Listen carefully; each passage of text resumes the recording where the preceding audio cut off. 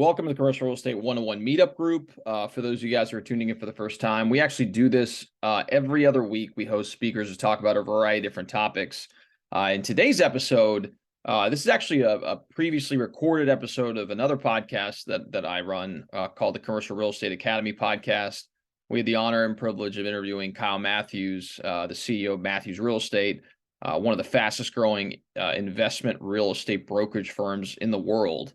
I mean, they've experienced a sizable amount of growth. And in today's episode, we're going to kind of dive into his backstory, learn a little bit more about him. And then also, I think what's really, really important about this episode is the lessons and strategies that he shares regarding how to be an extremely effective commercial broker and really become, top of your class, top of your industry. And so hopefully you gain some value from this episode. So we'll go ahead and dive right in.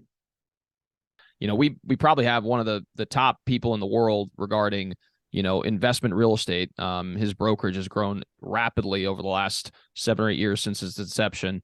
Back in, I believe, in 2015 or 2016. Kyle Matthews, the CEO of Matthews Real Estate Investment Group. Welcome, man. It's great. It's an honor to have a conversation with you. I appreciate you guys having me on. I'm excited to be here. Absolutely. So what we typically like to do when we first interview our guests is to learn a little bit more about them. So if you don't mind kind of sharing a little bit about your backstory, I think that'd be awesome.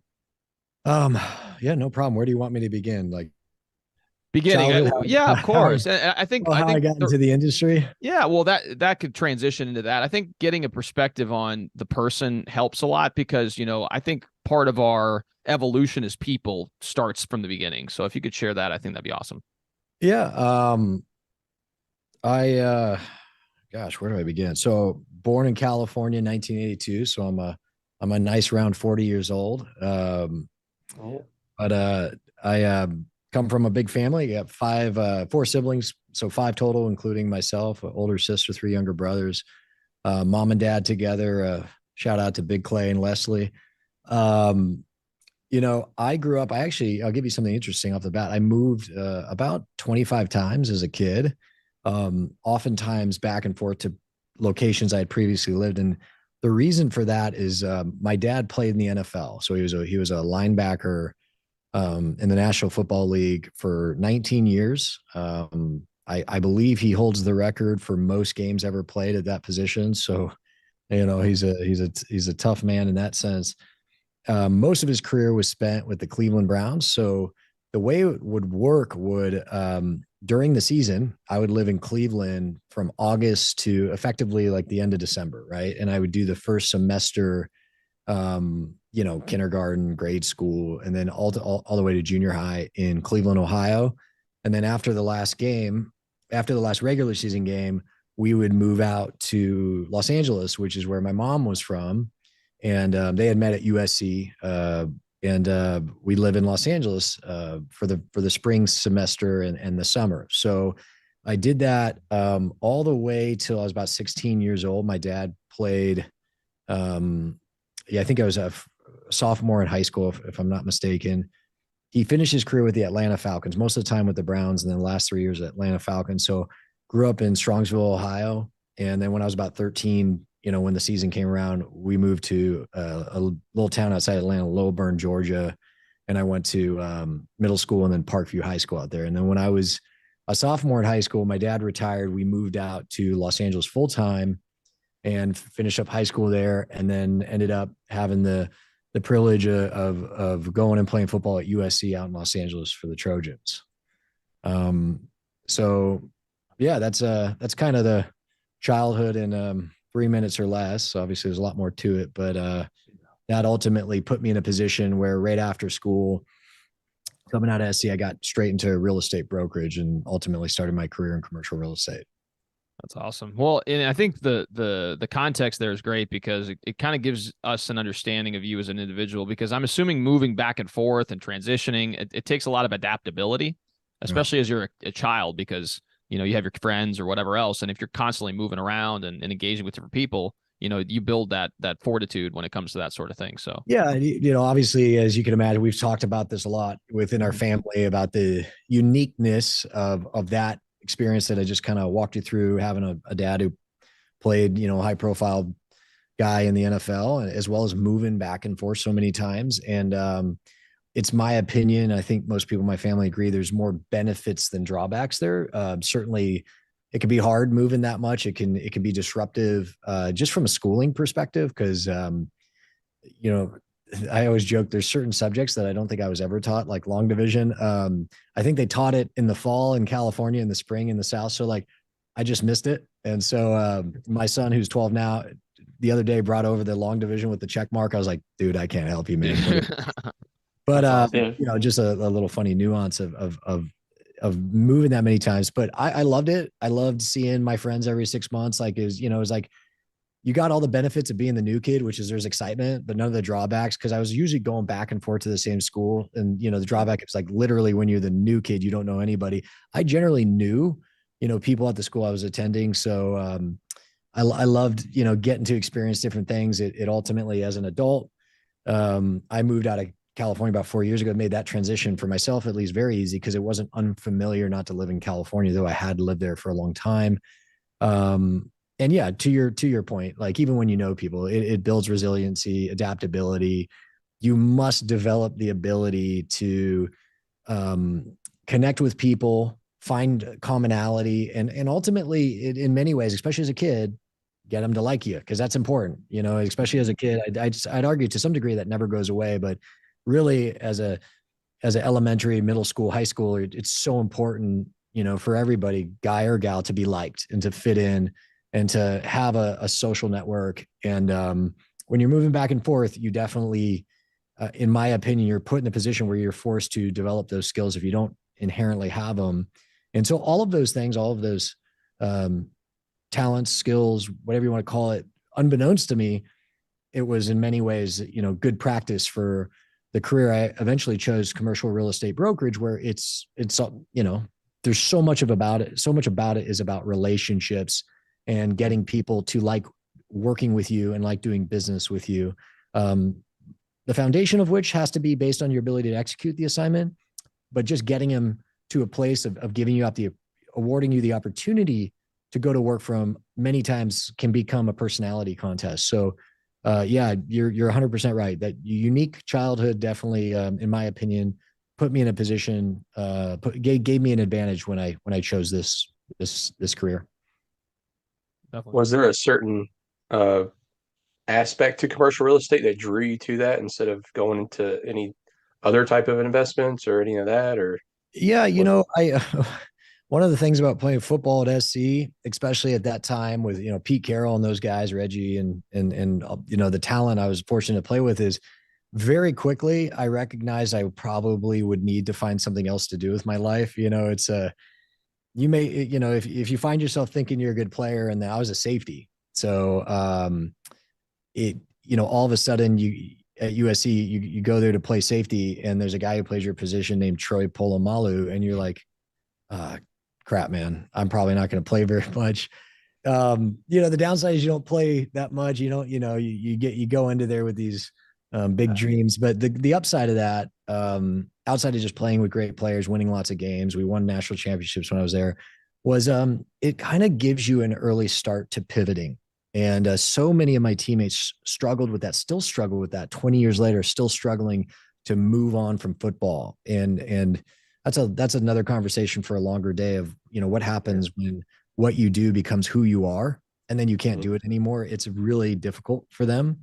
And I recognize that, and I sympathize with that. But for me, it wasn't that difficult, because basically the first day I was down there, again, I saw a guy like Troy, and I was like, okay, well, this might not work out for me. I better find something else to do with my life. And so to your question, I always wanted to get into commercial real estate, didn't know much about it. And the reason for that, and this is where my answer comes in. My dad owned one building. Okay. An apartment building in the San Fernando Valley, not too far from where we lived in California. He actually had purchased it from my grandfather, who had built it, and he was going to sell it. His father-in-law, so my mom's dad, was going to sell it. And my dad's like, well, I guess I'll buy it from you, kind of aw shucks. And he bought it. And I was the oldest boy, which means I got the bad jobs around the house. So like, Saturday morning, my dad needed to go to the apartment building to meet with the on-site or maybe there's a roofing issue or something, like I was the one who got to keep them company. And, at the time I didn't want to do that. I wanted to go outside, skateboard, play basketball, whatever it was, go to the beach, but that wasn't how it worked. So I went with my dad to this building and multiple times. And I remember one time, and I'm going to kind of generalize what happened, but I remember the feeling was, I was like, Dad, so what is this building? And he's like, it's an apartment building. Okay. And who are all these people? Well, there are units here and there are people who live in the units. Okay. I'm probably 12 years old. I understand that. But then, at some point he explained that every month they pay rent and they pay him rent. I was like, so wait a minute, they live here.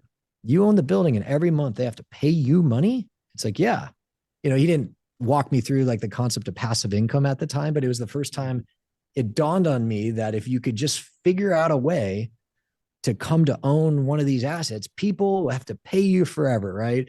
It's a lot more complicated than that. It's a lot more expensive than that. There's certainly a lot of risk. But as, a 12-year-old kid, I'm like, whoa, that's amazing. Like, I want to do that for a living. I want to be paid rent by other people. And again, so much more goes into putting yourself in a position to do that. But that was when I said, oh, this commercial real estate thing, I don't know what it is, but I want to do it. And I always had that in the back of my head. Again, football was my main occupation in college in terms of focus, physically, mentally, emotionally. But as soon as I realized that I was going to enjoy every second of it, but that was going to wind down, I started to look more seriously at real estate. And ultimately, that I'm going to continue with the answer. That led to me connecting with an alumni who was in the real estate business on the investment side.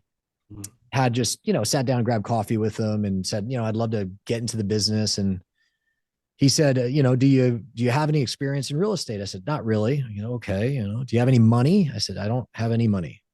He goes, do you know anything about investments? I go, no. And he goes, well, you should be a broker.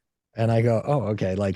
And he didn't mean that in the sense like brokers don't know anything and, they have no experience. He meant it like it will provide you a tremendous amount of opportunities to evaluate deal flow. So you very quickly will start to understand what's a good deal, what's a bad deal, and much more so than even maybe going to work for a developer. And they might look at 10 or 15 projects a year. As an agent, you're looking at, even if you're pitching 100 deals a year, you're diving into 100 assets. But when deals are hitting the market, you're looking at 10, 15 deals a day.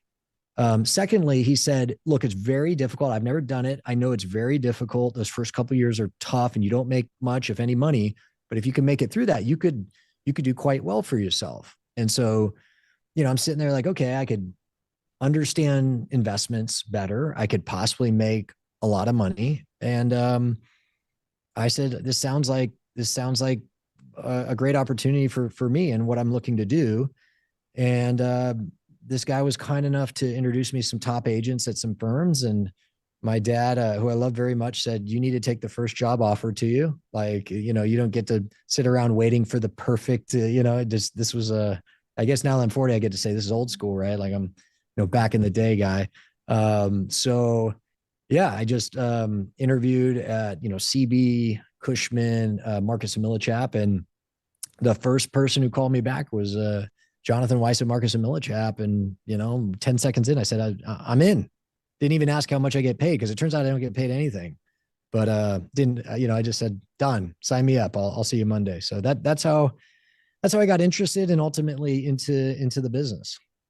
That's awesome. No, and I feel like, obviously building connections within the commercial real estate business is how you ultimately get into the business. I didn't come from a real estate background either. And it just so happened through a networking opportunity and meeting several people, got an opportunity to interview with a brokers that I ultimately paired with and was off the races. But, I feel like unlike residential real estate where anyone just, you can kind of hang your hat wherever you want, it is much more of a, relationship business in the commercial real estate space. So it's kind of interesting to hear your take on that. Go ahead. I'm sorry. Go ahead, Kyle. Go ahead. I was going to say, I had through a family friend access to residential brokerage. It just, and having spent some time at that office and just understanding the business, it got me halfway where I wanted to be, which was, in real estate transacting, but it just, on the residential side, just for me and how I was built, it was too much emotion. It was, somebody, it could be the perfect house with the perfect square footage in the yard and in the right school district. And it's like, well, I don't like the color of the paint. You're like, yeah, but we could change the paint. That's like, nah, it's just the feng shui. And I wanted to be just the way I was wired. I just wanted it much more to be a pragmatic, like, okay, what are the yields? What are the returns? Are you cash on cash buyer? Are you IRR buyer? Whoever you are, assuming I could ask the right questions to a potential investor would communicate what it is they're looking for, that if I found an asset that fit that, there was a very high probability that a deal could get done. And I liked not that there's any certainty in commercial real estate brokerage, but I like the certainty of that versus the residential side, which was much more feelings based and could potentially change, minute by minute. For sure. No, I couldn't agree more. So one of the things you kind of alluded to early on in the conversation was, the early struggles of brokerage. I'm sure you're well versed in that. One thing I'm kind of curious about, when you first started, what were some of the early struggles you faced? And then kind of a second part to that question is, what do you think makes an excellent commercial real estate agent or broker?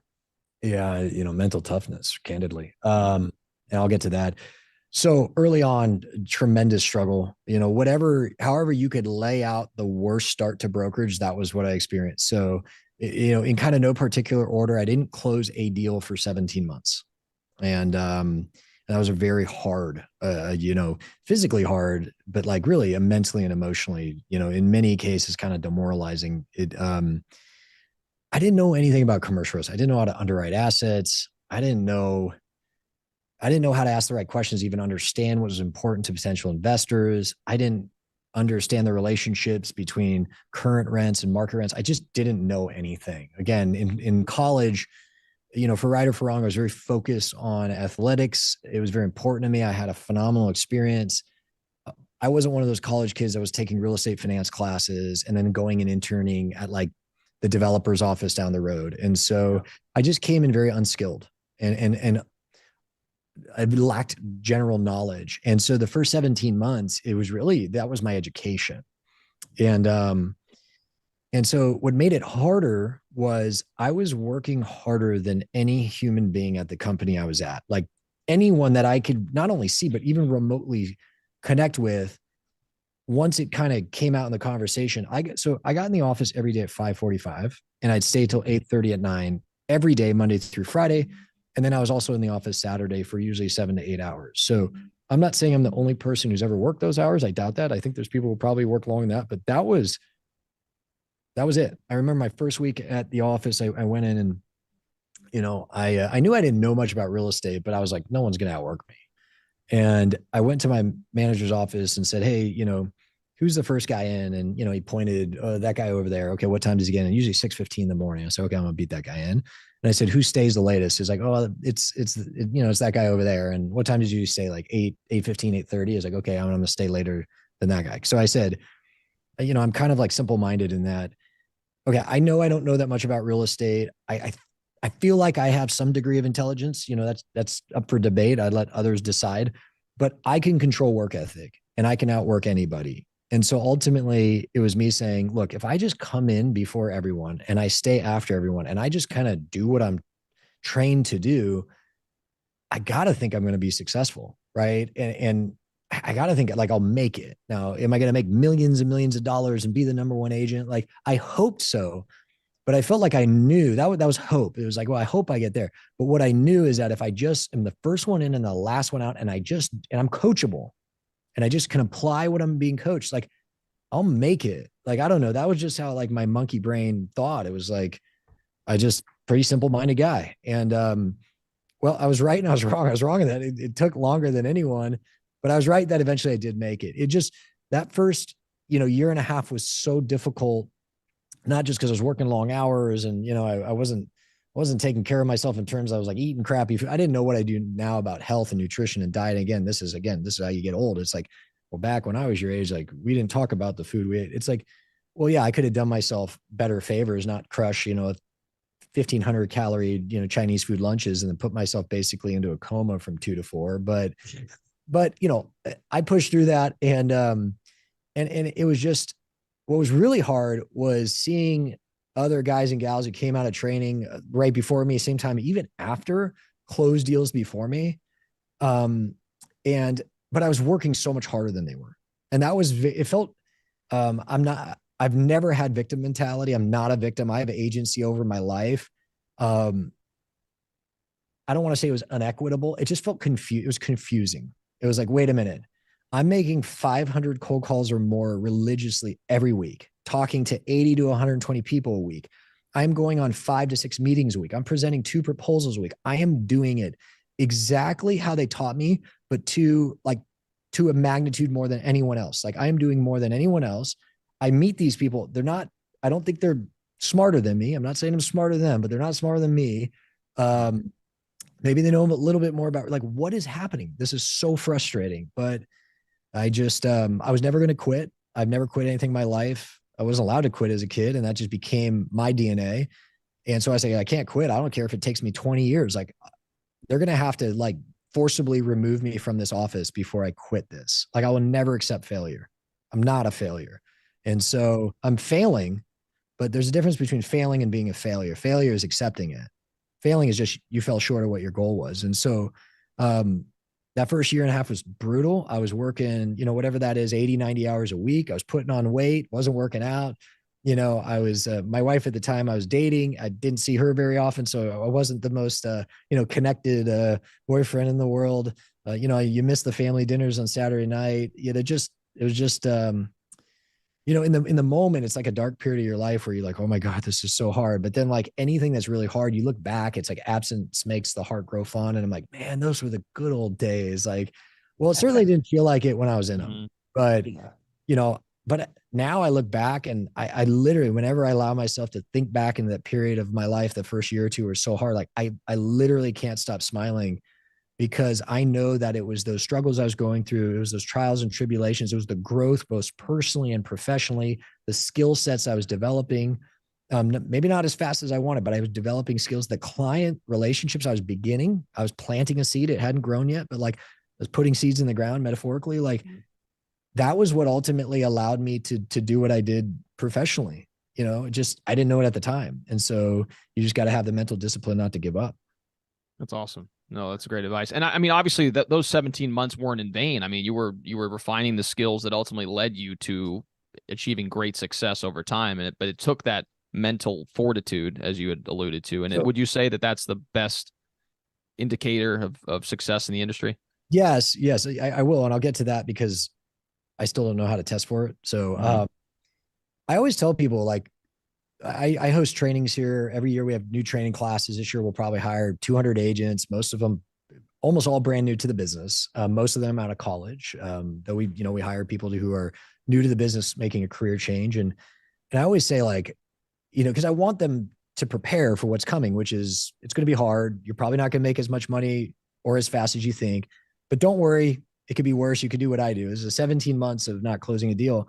But I always tell them, like, I didn't make money for 17 months, but I made millions my first 17 months. And people were like, huh, wait, what? Like, how does that pencil? It's like The seeds. the work. Yeah, exactly. The work I put in, the cold calls I made, the first appointments I went on, the deals I pitched. And ultimately, it's kind of like the spark or the fire that eventually grew grew into a fire nobody can contain. But, like, it was all done in those first 17 months.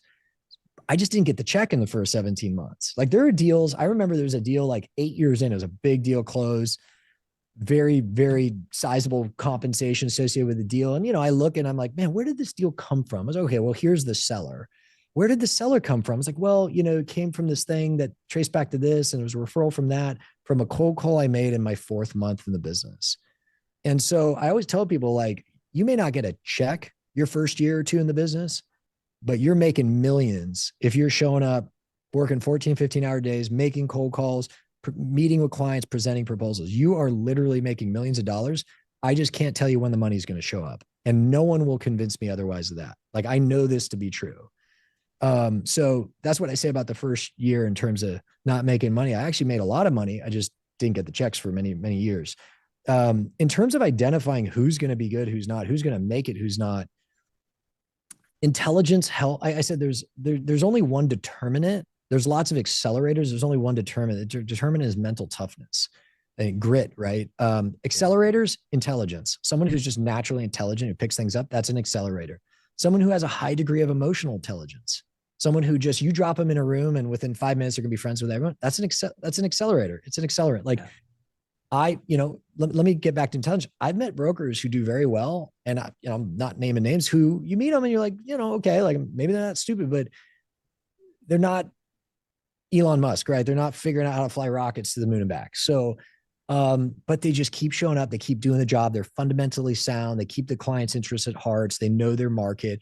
Maybe it took them longer to pick it up. That's okay. But they just stuck to it. So I always say intelligence is not a determinant. It's just an accelerator. Emotional intelligence, again, the ability to magnanimous personality, that sales personality, most popular kid in school. That's awesome. It's great to get people. It's great to have the skill to get people to like you quickly. I don't have that. That was never, I'm actually very naturally quiet. I'm very shy. I have borderline social anxiety disorder where I sit there, and if I walk into a room and people are new, I'm just like, oh my God, I don't want to be here. I don't want to be here. Like, how do I get out of here? Which is interesting that I chose a sales gig, but I managed my way through that. But again, it's great if you have that personality. I know agents who were top agents who are very shy. They're very introverted. They just knew their product type. They knew how to sniff out a deal. They knew how to underwrite, and they knew how to manage expectations. So again, another thing, the only real determinant is mental toughness, which really comes down to the ability to do something over and over and over again when you're tired, when you're not being paid money to do it, and to do it over and over again, knowing that you're likely going to fail over and over again. Anybody can fail for a short period of time. Anybody can work hard for a short period of time. Anybody can put effort into something for a short period of time, but only the mentally tough human beings, those who have grit, can do it day after day over a long period of time, not knowing when the sun will come up, but knowing that if they just never give up, it will happen to them. It's hard. It's easy to come out of training in your 3rd month and that first week rip 500 cold calls. You're excited. What about when you're 14 months in, you have one overpriced listing, your only escrow just died, you still haven't made money, and then Sunday night you're going to bed saying, shit, can I curse on this? Yeah, of course. Yeah. It's like, okay, crap. I have to wake up at 4:45 tomorrow and get in the office at 5:30, 5:45. So from 6 to 9, I can do my property research, my contact research, some underwriting, my meeting prep.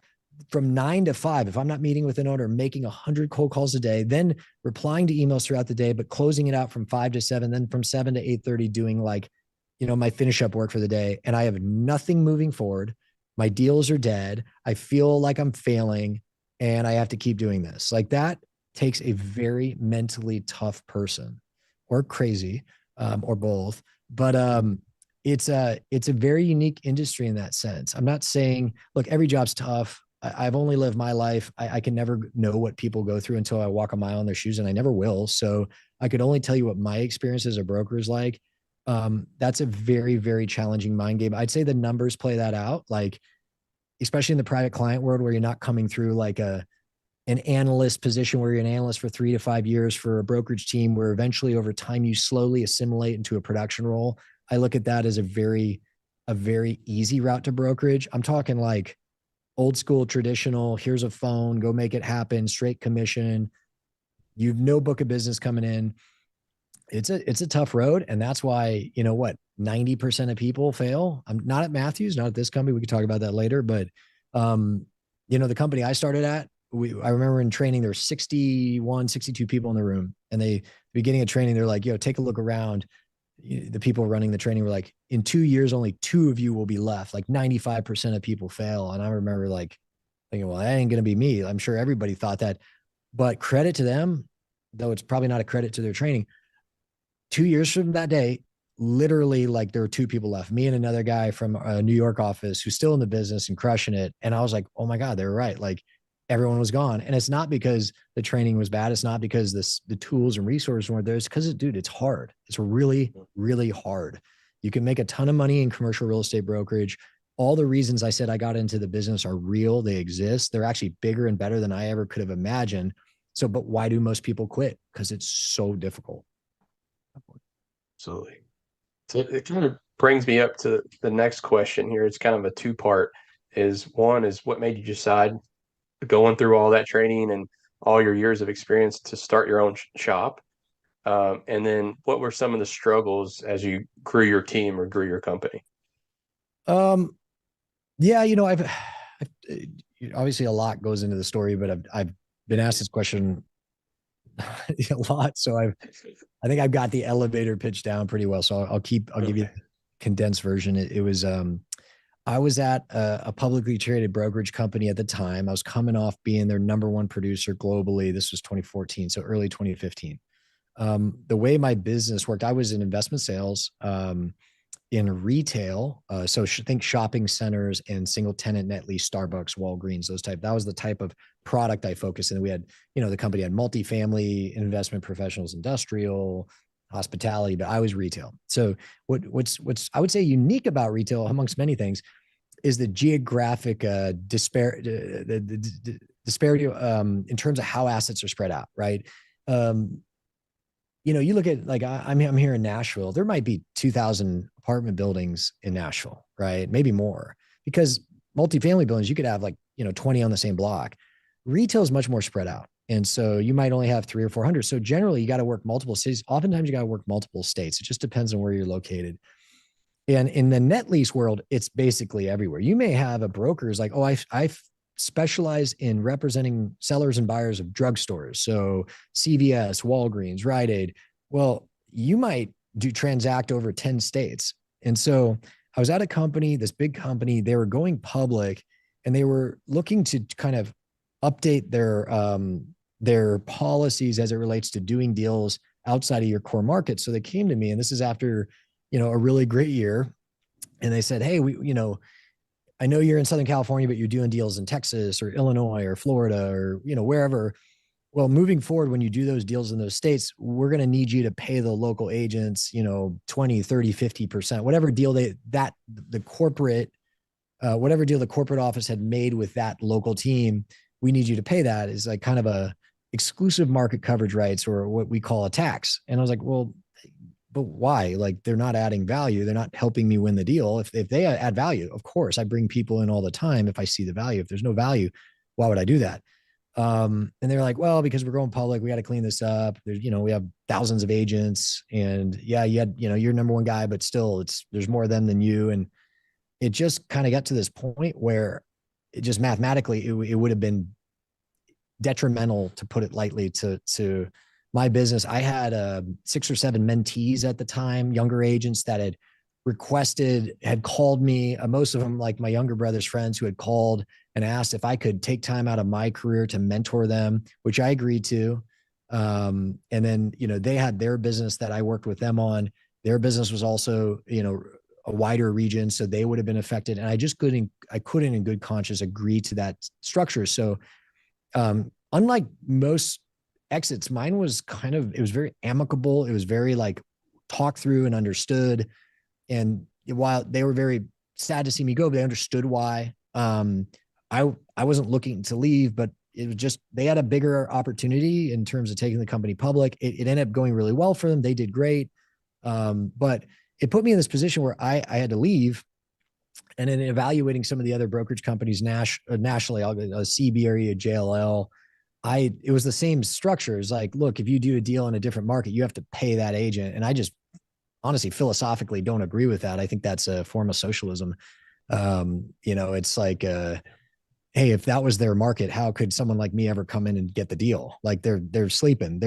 They should put walls around their market, to where if I ever called an owner in that market, that owner would be like, hey, Kyle, I love you.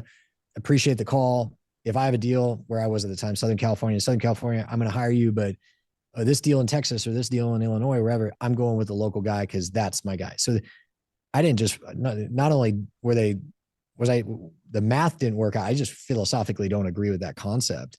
Clients dictate relationships. Okay. And so, but CB, JLL, the big companies, Cushman, they were set up just like that.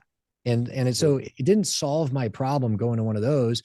Then after that, it's just boutiques. And I was like, basically running a boutique. I have 7 or 8 younger agents who are coming to me just to help them with their deals. I I had to personally, like, get this. I don't know if this has changed. I don't think it has at most companies. Like, I was doing more deals and I needed support. I needed marketing support. I needed transaction support. I needed underwriting support. And both of the companies I worked at before I started Matthews, they were like, if you want support, go get it, go pay for it, go train it. Like, we don't have anything to do with that. Best case scenario is you could negotiate. They like give you a stipend. But I was like, I had to go basically create this company. I had to create job descriptions. I had to interview, I had to onboard, I had to train, I had to manage, I had to promote, I had to, review. It was basically, if my job is to generate business and win deals, and it was just a big distraction. And so I was like, well, if I'm going to go to a boutique, I'm basically running a boutique. So ultimately, to answer your question, it led me to this place like, well, I might as well just start my own company. It wasn't this lifelong goal. I would argue the opposite. I did not by nature want to take on that responsibility and that oversight and all that. Again, not a victim, but I kind of felt like, well, what were my other options? Right. Yeah. If I'm at a boutique, I'm basically running my own show anyway. And if I'm at a big company, I got the same problem I did at the company I was leaving, which is taxation without representation. So I just, went in and I said, hey, look, here's what I think I'm going to do. I think I'm going to start my own thing. And they're like, okay, we understand. And that was it. And we just picked a date a month or two out that would work best for everybody. And that was April 2015. So, we're coming up on 8 years now. That's amazing. Yeah. And nice. Obviously the necessity for doing so as a result of all the things that transpired. And, I'm kind of curious about your evolution up until this point, because you guys have been able to grow pretty significantly over the last 8 years. It's been pretty impressive to see. So as far as the growth piece is concerned, how have you been able to scale at this level as quickly as you have? If you could just kind of speak to that, that'd be awesome. Yeah. Look, we go hard, man. Thank you. So I think I'll start it by saying we're self-funded, it's my money, right? We have no debt, no investors. So I think that always catches people by surprise because the growth, which to my knowledge has not been seen in commercial real estate, it's happened organically. So we have almost effectively no M&A, very little recruiting. So almost everyone at Matthews, I would say over 95% of the agents at Matthews, their first job in brokerage is at Matthews. So they're homegrown, trained, we call it build through the draft, right? I had one of my brothers had played for the Packers for a while. And when he got drafted by that franchise, like it was interesting learning because I didn't know much about the Green Bay Packers. Like the way they built that franchise, the way they run it for years was built through the draft. While you have other teams like, I don't know, I'm thinking of the Tampa Bay Buccaneers a couple of years ago. They won the Super Bowl. It was all free agency. It was bringing Tom Brady, bringing Gronk. And so we were always like, okay, we're a build through the draft company.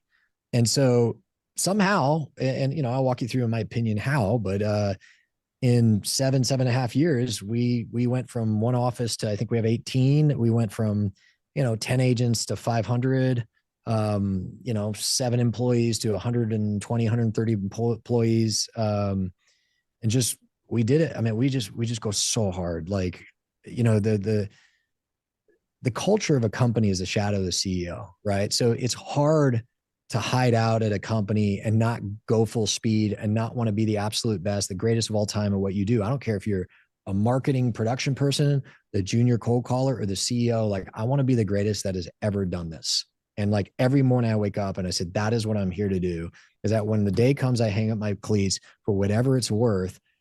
In the real estate industry, people either look, talk, or point at me and say, that's the greatest who's ever done it.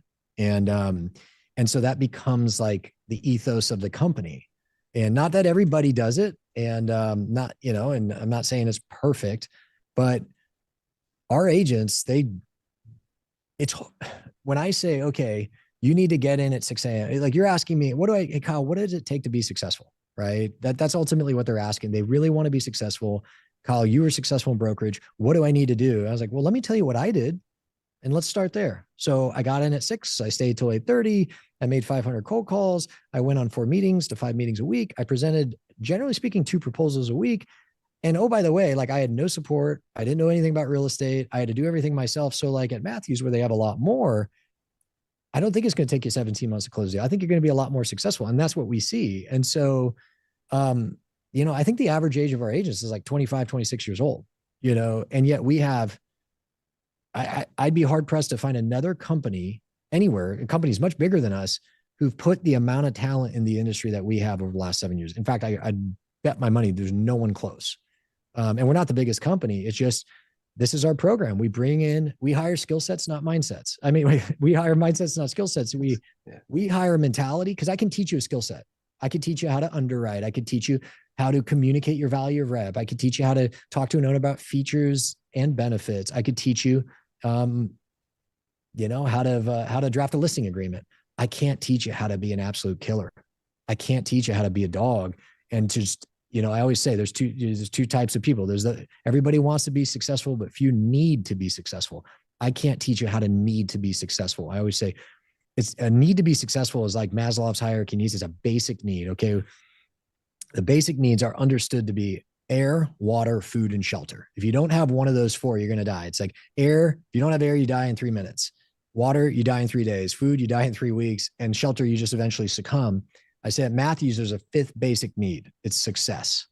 And if you're a real Matthews guy or gal, if you aren't successful eventually, you'll die internally. I'm not saying literally, and maybe, but and we work so hard, and we search so hard and work to find those mentalities, those young men and women. And again, it isn't an age thing. We do obviously hire a lot from college, but like young to the business, and just search for those mentalities, turn over every stone. We go to 176 career fairs a year, whatever it takes for us to find that mentality, those rare, just savages that will stop at nothing and not only be willing to listen to your coaching, but apply it and just do it over and over again and never give up.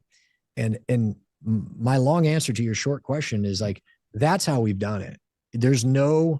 We don't have PE backing and angel investors. We haven't done this through buying a bunch of, small companies and rolling it up. It is literally a homegrown, incubated operation. And that, ultimately gets to why this culture is so tight. It's amazing. No, and that's what people, yeah, that of course it did. No, that's exactly what I was asking is the way that you're able to do that is through cultivating people who already have that dogged determination and putting them all in a room and then focusing on one thing. That's awesome. And Eventually I try and explain this. I don't have the right words. Is like the culture kind of becomes the self-police in the sense, like early on, when I hired those first agents, I'd be at the office at 5:45. They'd come in. I'd be like, come on, like we got to go. Yeah. But then eventually it becomes its thing. And I don't want to be too sports focused. Like I talk about USC. So I'll use but I'm going to say sports focused, just a more relevant example. I use like Alabama football. I don't watch a lot of football, believe it or not. And I couldn't tell you that much about Alabama football, other than that the program Nick Saban seems to have created is the culture kind of takes care of itself. Like, that if you choose to go to Alabama, you're signing up for something different. You're signing up to work harder than any other program, that the expectations higher than any other program. Any other program, you go, 11-2, you're like, oh, we had a great year. We made like a top bowl game. We got this ring. 11-2 year Alabama, they're talking about like, this is a tragedy. Like, this is not Alabama standards. Like, we need to figure this out. Like, we're not like everyone else. We're different. And that's what you sign up. And if this is too hard, hit the transfer portal, go find a nice little program where you're going to have easy playing time. You're going to go 8-5 and play in the Holiday Bowl. Okay. That's not what Alabama is. You come here because you want to be the absolute best you can ever be. Iron sharpens iron, right? So every day in practice, you're going to go against the best players in practice. So come Saturday, the game's easy.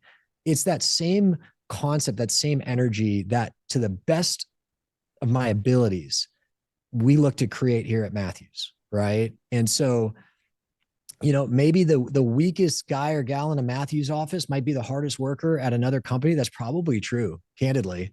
But that doesn't matter to us. All that matters are the people inside these walls and pushing them to be the absolute best version of themselves. That's great. I was just kind of curious of how your growth has been going. How do you see the future of your company? Is there a set goal, or are you just going to just let it keep going and keep watering the Let me look into my crystal ball for a second. Nice. Look, we're gonna keep going. We're gonna keep the music's gonna keep playing. We're gonna keep dancing. I mean, the market right now is sucks. It's very challenging. There's massive gaps between what sellers want and what buyers, can pay. Let's say willing to pay. It's effectively driven by debt. I understand Jerome Powell. I'm not in his shoes. I recognize what he's looking to achieve and why it's important. So I'm not passing judgment. It's easy for me to sit here in armchair, Monday morning quarterback. Oh, they should have raised rates earlier. Well, if they did, we wouldn't have had the 2021 and early 22.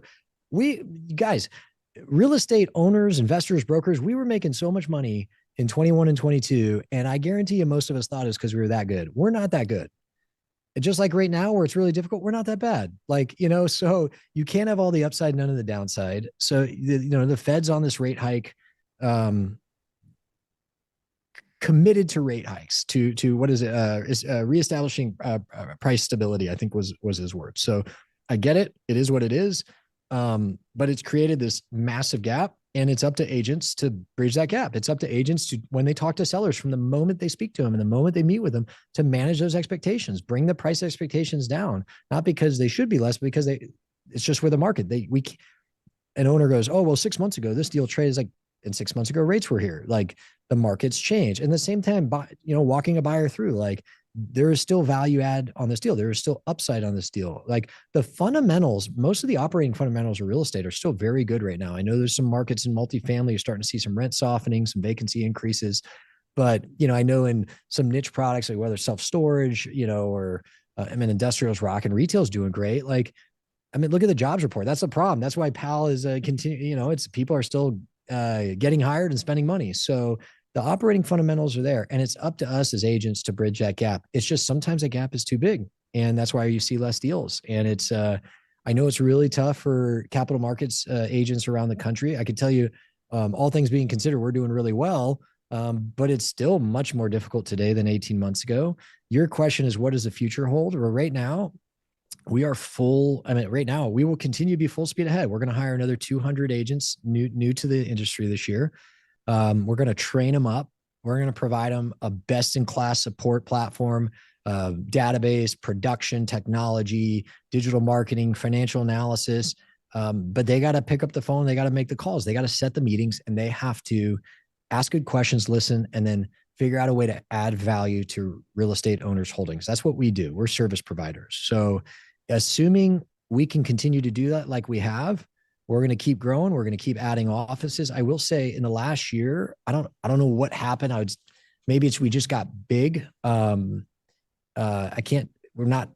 isn't like a campaign we're on, but the amount of established agents in the industry that are now reaching out to us has been insane, in terms, like, we're doing our best to keep up with the inbound calls of like, hey, I see what you're doing.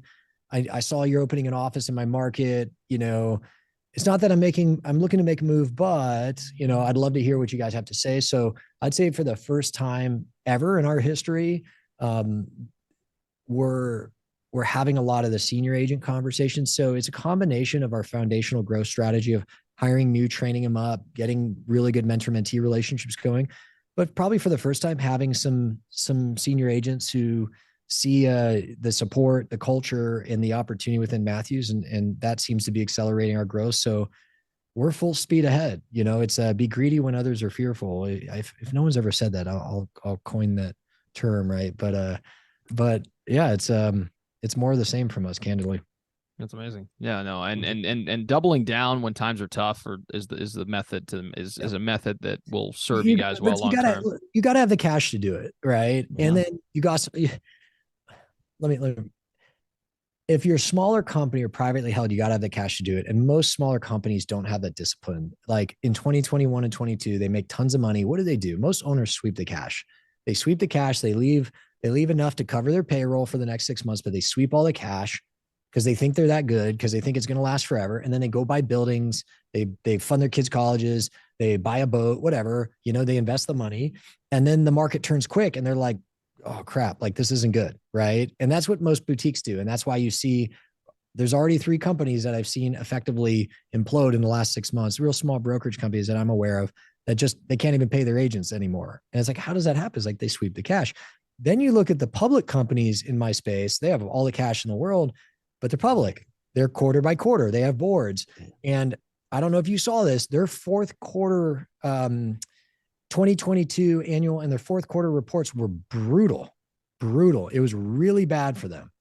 And so if they get on an earnings call and they don't have a clear, not only answer, but a proactive in their opening speech as to how, with their revenue down 50% in capital markets, what are they doing to conserve? What are they doing to lower costs? They're like, oh, every single one of these companies have announced layoffs. They had one bad quarter and they we're saving. We removed 400 million of headcount or whatever, 40 million of headcount. Like, it's because they're living quarter to quarter. So, my opinion is most companies can't, even if they want to, and they say, yes, like in tough markets, that's when we should grow, because when the market snaps back, we're going to explode out of this.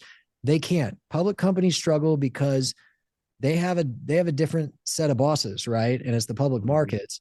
And the smaller companies can't, because it's hard when you own a company and, you have some boutique brokerage and you make, your company makes $5 million, $10 million, and it's sitting there, and it's, if they're a founder, it's most of their money or it's all their money. And they say, well, no, I'm going to leave it there for a rainy day. It's a very difficult thing that I've found for other people, for most people to do. They really seem to struggle with it. They'd rather take the money and go invest it, or God knows what they do with it, but it's gone. And then when times get tough, like right today, and to your point, they should be growing. They should be hiring. They should be recruiting. They're not, they can't, because they don't have the capital, and they become capital constrained. And God forbid this challenging market gets deep enough in a bad way, or lasts long enough in a bad way. A lot of them don't make it. Yeah.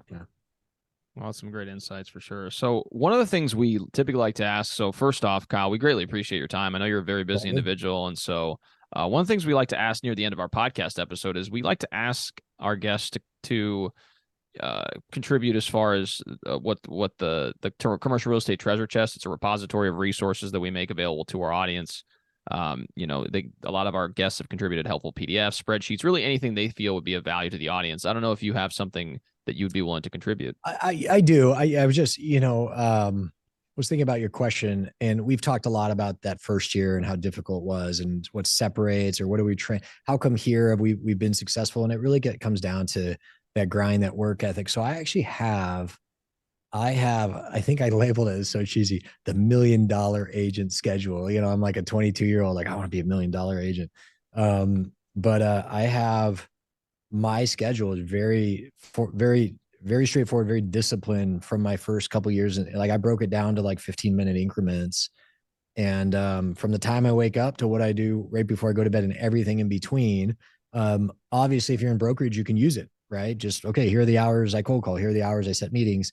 But even if you're not, you can, use it to kind of establish a frame of reference of like just the amount of time you should be dedicating to your career, but also just how you should structure your day, even if what you're doing is different from an activity sense to what I might've been doing as a commercial real estate broker my first year. But I think it would be helpful, because I can tell you, my first year in the business, I didn't really have anyone who said, hey, here's exactly what you should do. Here's what your day should lay out. Here are the hours you work. It was just like, that's where you sit, and let me know if you have any questions, right?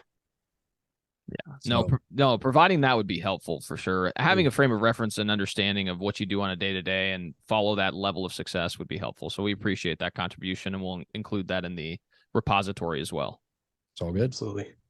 Oh, yeah, we really do appreciate your time and you coming on, sharing your story. I know some people are going to be able to benefit. I don't know if they can relate to having an NFL father, but at least they can relate to the hard start of getting into brokerage. He's a really good dad.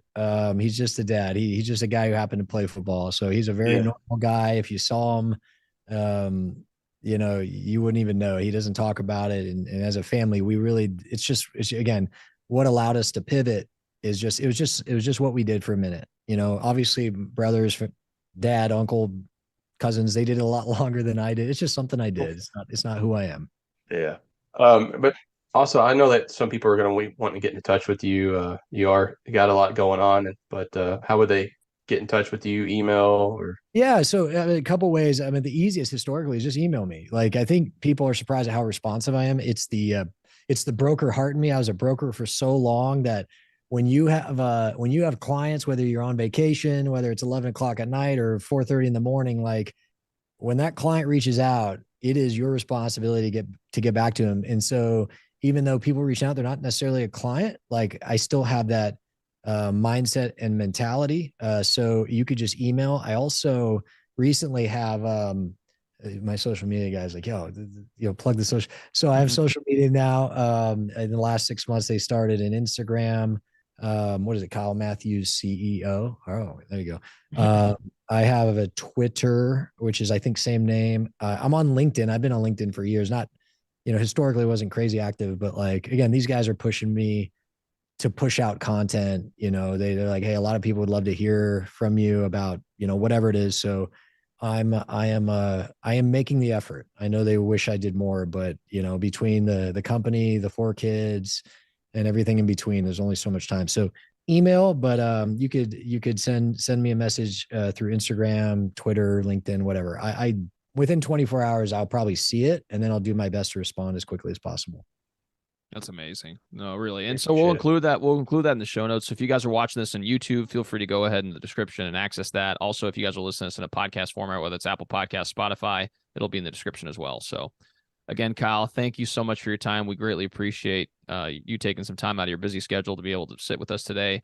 If you guys are watching this on YouTube, we would greatly appreciate if you could like and subscribe. It makes a huge impact in our ability to reach a broader audience. Along with that, if you guys are watching or listening to this in a podcast format, whether it's Apple Podcasts or Spotify, please leave a 5-star review. We've seen a significant uptick in our downloads as a result of you guys doing so. So we would greatly appreciate the support. Thanks again so much for tuning in, and we'll see you all next time.